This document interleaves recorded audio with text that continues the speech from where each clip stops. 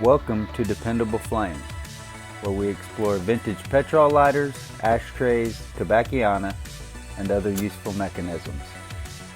Make yourself at home.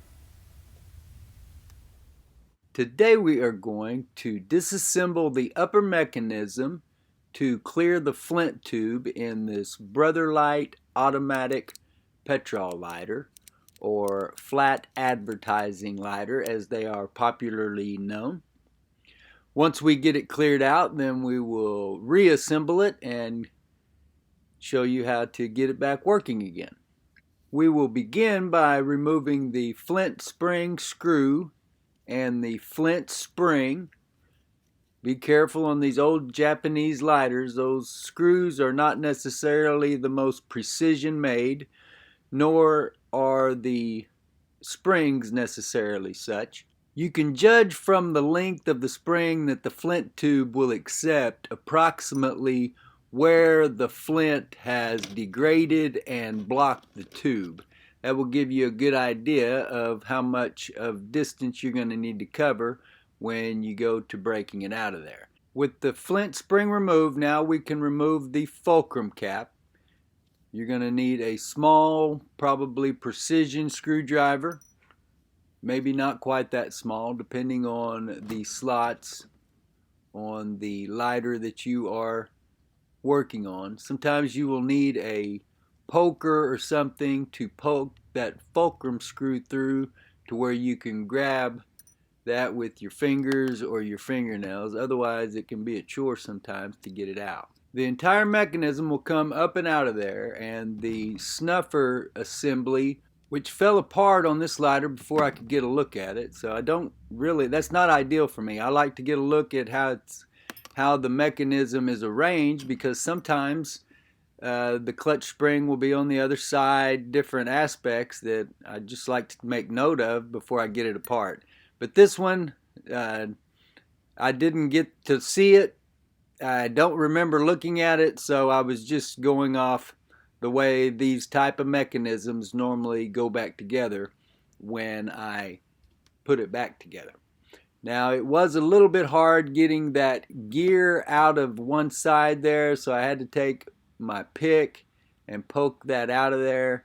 But I got that entire upper, or I should say snuffer assembly, disassembled and off into the alcohol.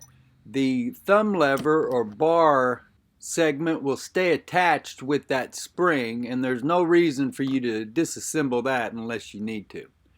Now I'm going to spin the bit with my hand here for just a few moments, and after seeing that that really wasn't going to get me anywhere quick, then I put the smaller bit into the chuck of the drill, and I'm going to spin it a little bit faster and a little bit longer. And I have edited some of this out here and there. You know how this kind of thing goes.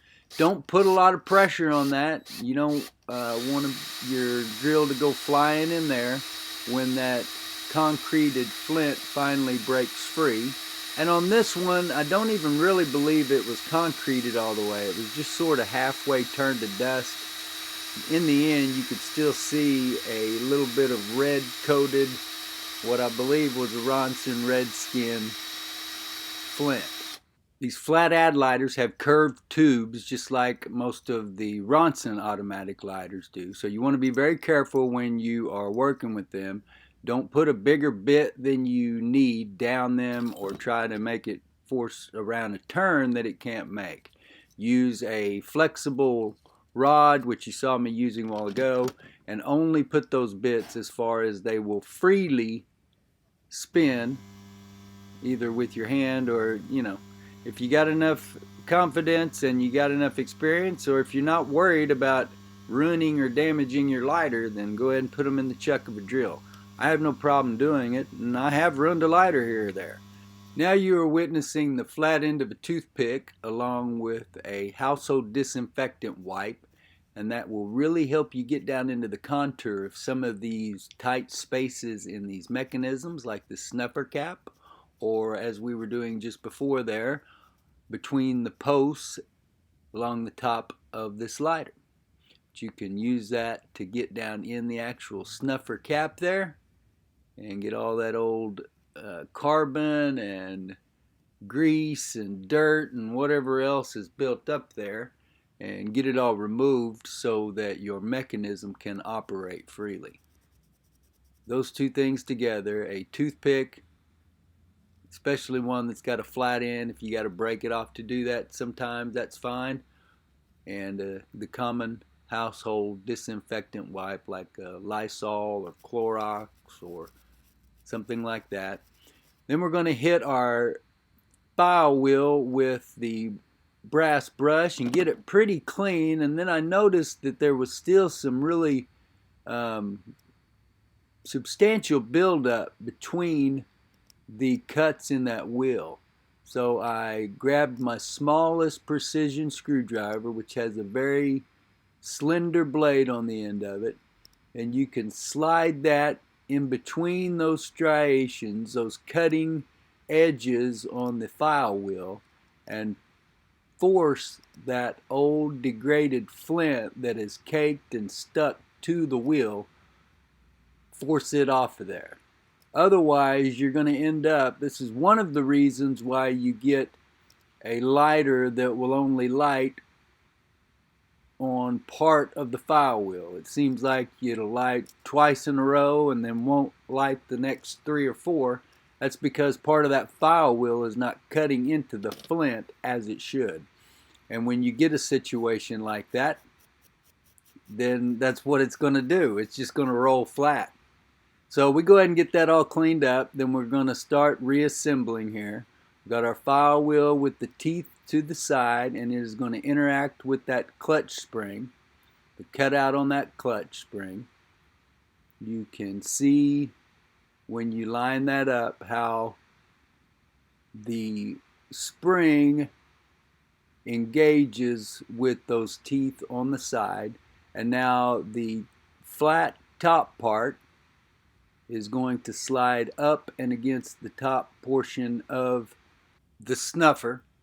Now we can take the gears on each side, and it may take a moment to kind of fit those into place there, but you get them in the general vicinity, and then they're just going to slide on in there like a puzzle piece. It's not, typically it doesn't matter what direction nor what position in the turn. They are just a sprocket that is identical completely in a circle. So you fit them into place and then hold that all together from the front, maybe slightly from the top, with your thumb and finger holding those gears together. Time that with your bar thumb lever. If you get it too high or too low, you'll see that it'll be obvious with this sort of lighter. As you can see there, it would be way too high for that bar. Fits right together, then you can slide it all right down in there nice and neat. The clutch spring on this one slid a little bit out of place, so I needed to take my poker and line everything up, which is a very easy thing to do. It's always handy to have that poker there because that is something that I wouldn't say it happens every time, but it's fairly common. Get our fulcrum screw all the way through, and now we can get the cap in place.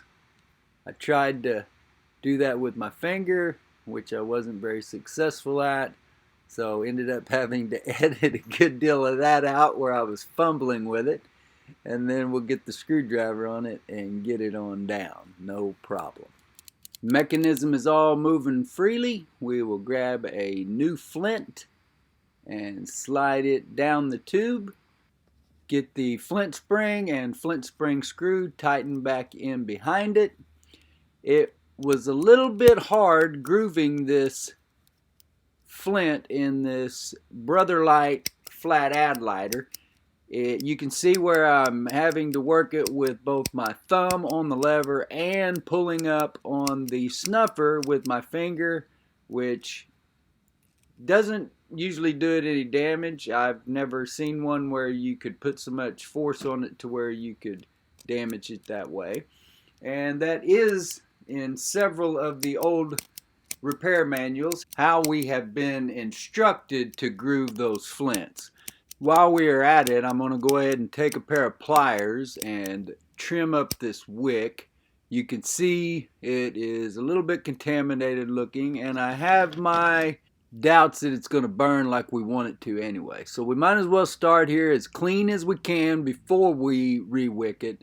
Take a pair of pliers, pull that wick up, and then take a pair of scissors and cut off the dirty or contaminated looking portion of it.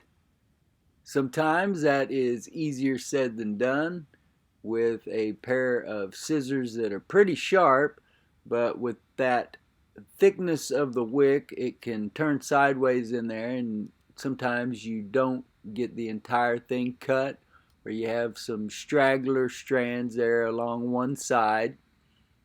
So it usually takes 2 or 3 snips once you get it pulled up.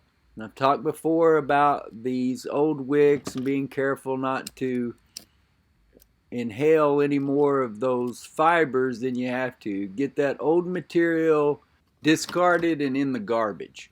Once you get that wick to the length that you want it, then take a knife or a screwdriver or something and bloom the top of that wick out as much as you can. Give yourself as much surface area for your fuel vapors and oxygen and spark to meet. As I was saying, get that all discarded and in the trash. Don't leave it laying around where you might accidentally ingest it or give yourself any more exposure to it than you need to. Get your fuel screw removed and get the lighter refueled with Zippo or Roncinol type fuel. If you're in a different country than America, I don't know what you might have available to you. I use Zippo fuel and Roncinol interchangeably. I don't really see a difference. I used to think there was a difference, and I know that ZF77 has some videos talking about that. I think he ran some tests. I think maybe Comrade T-Man has a video or two where he talks about the difference in Roncinol or Zippo fuel, and they both seem to think that the Zippo fuel is better. I have used for the last couple of years whichever I could get my hands on at the time for the cheapest price of those two, whichever was available on Amazon. And occasionally with the Beatty Jets, I would think that the Zippo was better, but that was really the only lighter that I ever thought that there was any real difference. Here you can see, as always, plenty of leakage and overfilling of the lighter, which is certain to cause all kinds of volatility here in a moment when we go to light it up. It also caused some vapor lock here from the beginning, but we'll get success anyway. Until next time.